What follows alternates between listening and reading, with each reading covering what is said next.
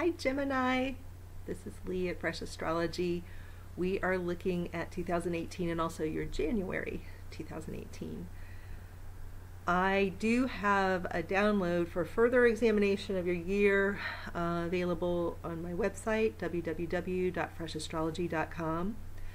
I also have a brand new thing I'm trying, which I think will be really fun. In January, we're starting a 6-week telecourse where I will blend astrology teaching, kind of a Q&A session, teaching you a little bit about your chart with personal coaching tools.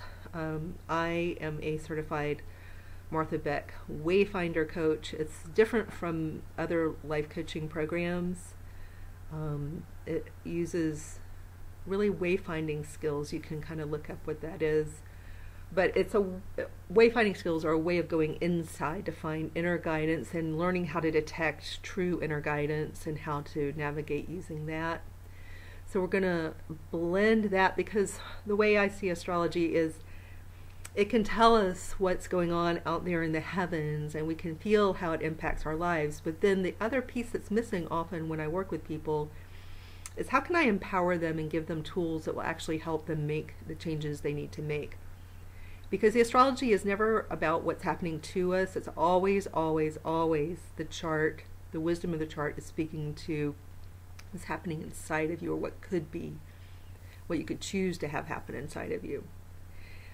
So it's such an empowering mechanism, but a lot of people don't see it that way, and that's usually what breaks my heart in astrology, is that people feel disempowered.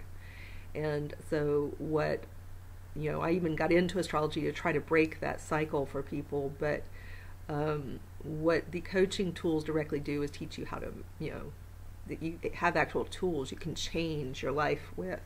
So the 6-week course will consist of each week a 90-minute live call with me, and we'll be kind of in group mode, and you'll have a private Facebook page where I will drop in and say hello, give you some suggested exercises, reading materials, and you can develop a support community based on kind of knowing these tools and knowing astrology. You can kind of combine the subjects there, and it's a fun place just to chatter privately.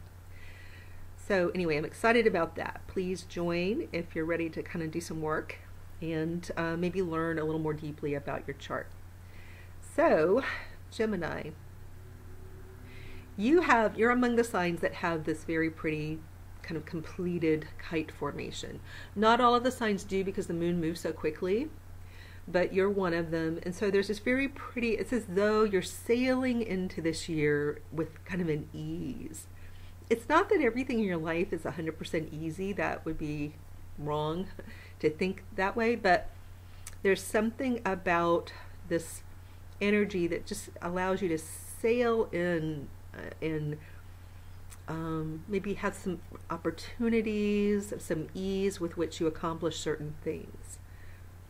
For a Gemini, it looks like there's a money. It's about work and money, and maybe real estate, maybe just it could in some cases be about your partnership and combining your finances with another person. But it could be work partnerships where you combine your power, influence, your abilities into one kind of more powerful money-making machine when you work with others. So maybe you have a business with other people, you're all equal partners.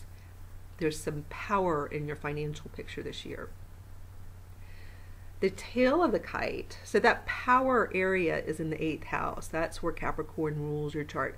Geminis may seem like they kind of cruise through, they're very chatty, and they're clearly smart, but they may not always appear to be serious about money, but you better believe they are, because Capricorn in that 8th house is a giveaway. And the earth signs, kind of where the earth signs rule your chart. Psychologically, you need to feel grounded financially. It's very important for a Gemini to feel grounded financially. This chart set up with Saturn moving in here to join Pluto, and all, as you begin the year, there's all this concentration of energy here, is designed to help you build a more solid feeling financial future for yourself. And it appears you have help. You're not alone.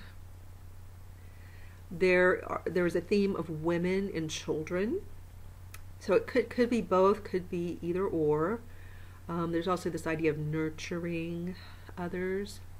So it's not, maybe not for every single Gemini will this be the case, but there is this feeling of nurturing. So maybe you're nurturing children, maybe you're nurturing women. Maybe some of these people in your chart are women. People you're joining forces with could be women.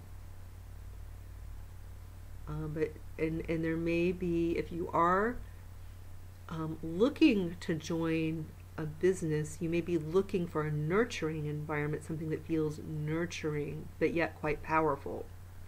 So it's not like sometimes when we think nurturing and soft and feminine, a lot of people start to strip away any remnant of the meaning of power to that soft femininity, nurturing quality. Actually has a great deal of power. Picture a mother bear getting in between a mother anything and its child, any wild creature with teeth and claws and the ability to pound you into the dust or, pull your guts out. Picture, getting between that creature, a mother, and its child. What's going to happen to you? There's a type of power in nurturing and that bond. That nurturing bond and a nurturing community that's very powerful, and I think can defeat just about anything. So it's I think wrong-headed, but often happens in our culture where you're either soft and nurturing or you're very strong and powerful. But think of the mother bear, think of a mother lion, think of a mother rhinoceros or hippo. They're some of the deadliest creatures. They have a lot of power. They'll leave you alone if you're nowhere near their children, but if you get near their children, they're going to probably kill you or try to. So I really do want to get that across, because as you form whatever it is you're forming this year, I want you to feel safe and on track, forming something that feels nurturing and protective and a little bit like a community of, a soft landing. That's actually a good way for you to go this year. There's nothing, it doesn't strip away, in fact, adds to your financial power.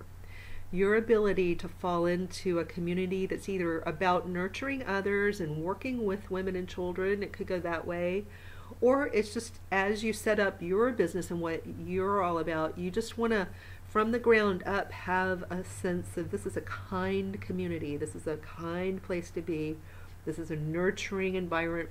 Even if it's just I'm a solitary, person on the internet with a business, I want it to be a kind, sensitive, caring, feeling experience for me as a Gemini. So know that you're on the right path. If you're going down that path, know that continuing with that is very good for your financial future. It actually is the thing that will help you build your future with the most strength. So that paradox, that soft nurturing, just wanting something that feels, kind of like a teddy bear environment, or a job where you can provide that kind of scooping up and caring for others. That it actually carries a lot of power. That's where your power is, financially even. So sometimes when we bring in that soft energy, it's actually can what strengthen the stuff that seems very masculine and male and dominant and aggressive. Money sometimes seems to have more of that flavor in our Western culture. But blending those two is actually the way to go for you, and you can really significantly improve your financial picture. So either allowing other women into the picture, working with women, working, if your partner's a woman, but just bringing in that female caring, nurturing feeling to all the decisions, even the what seem like more hardcore business decisions or hardcore financial decisions. Actually going at it with a nurturing perspective is the way to grow it. So I've said it a lot of different ways, I'm kind of saying it over and over again, but I really want you to get that. because there will be times this year when you may forget. You know, here it's like, okay, she's saying it this time, and now she's saying it again, now she's saying it a different way, but I'm trying to really like push it in there as a seed into your brain so that when you're actually out there in the world, it comes back up again for you, and you're like, you know, this is the right way to go. This is the right way to go with this. And the chart really is about work and career this year. There may be some stuff about parents, parenting. There may be issues like that for people. Again, that's the sort of that women, children thing. But there may be actual issues with parents or parenting, financial decisions with parenting. Some of you will be getting engaged, getting married. Some of you toward the end of the year will have, if you've been in a long-term relationship, some of you will have expanded issues in the area of partnering. So if you've been in a long-term relationship, like married for many years, now, long-term is not 3 years. Long-term is not 5 years. Long-term is probably over 5, over 7 years, and committed. Then some of you may find toward the end of the year that there are these issues that bubble up, and if you don't sense that happening, it may not be a bad thing. Sometimes under the cycle, someone might decide to renew their vows or go into couples therapy or something like that. So toward the end of the year, that may come up for some long attached partnerships. Even business partnerships that have been around for a long time. You may have expanded issues, or you may be expanding your business. When you're expanding, like, let's put it into the perspective of marriage. So if you've had a marriage for a long time, expanding the business of a marriage, unless you're going into business with your marriage partner, expanding the business of your marriage, you can, maybe you don't hear it, but I sure do, and I've seen it happen where when you're expanding partnerships and you're talking about love, it can mean that there are third parties or other people come into the frame. That's not going to be for 100% of you, maybe not even for 50% of you, but for some percentage of you, there's this idea of another person, a third party. So I would be about attending to the health of, if you're in a long-term relationship, I would be about this year trying to attend to the health of that relationship if I wanted that relationship to last. And the way you do that is to first work on your own sense of well-being and health, work on yourself, and also work on issues around developing and maintaining intimacy.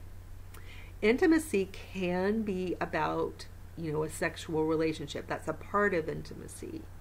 That's usually where everybody's mind goes. But intimacy is so much more. It's about really connecting and continuing to deepen your connection with somebody.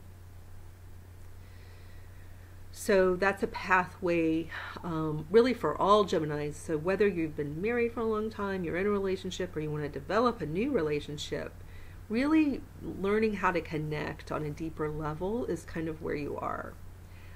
Geminis will have a harder time and struggle to seem interested or feel interested in something that's very servicey or just about sex. Geminis aren't going to be that interested. They're going to want that deeper connection. It needs to keep going down the pathway of getting deeper for you to stay interested. Or you won't be, and your mind and your eyes will stray if you can't keep going deeper and peeling away the layers. It's going to bore you at some point, and it's not just about sex. It's going to bore you in a soul growth kind of way if you can't keep developing furthering down that path, going further down that path of feeling more and more and more connected on a soul level. It'll just become harder for you to feel interested.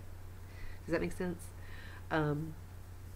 So it's a relationship year in that sense. You're going to get bored easily in dating. Like if you're single and dating, you're looking for a heftier, something with more depth, And that's not always the case with a Gemini. Geminis aren't always about that. They do love good conversations. Geminis love a good conversation.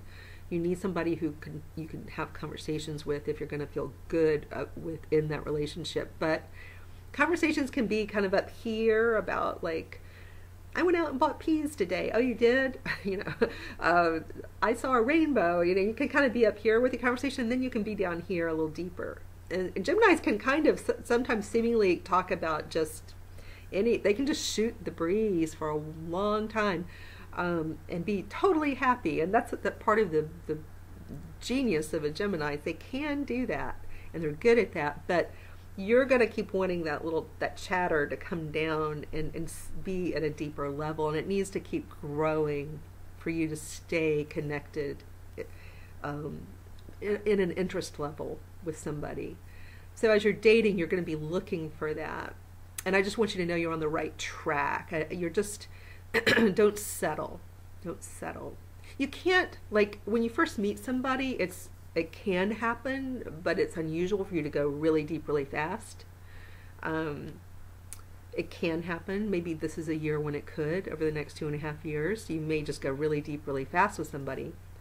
If you do, I'm telling you this now so you don't get scared. See what it's like. Can you maintain that, or is it sustainable? Investigate, see.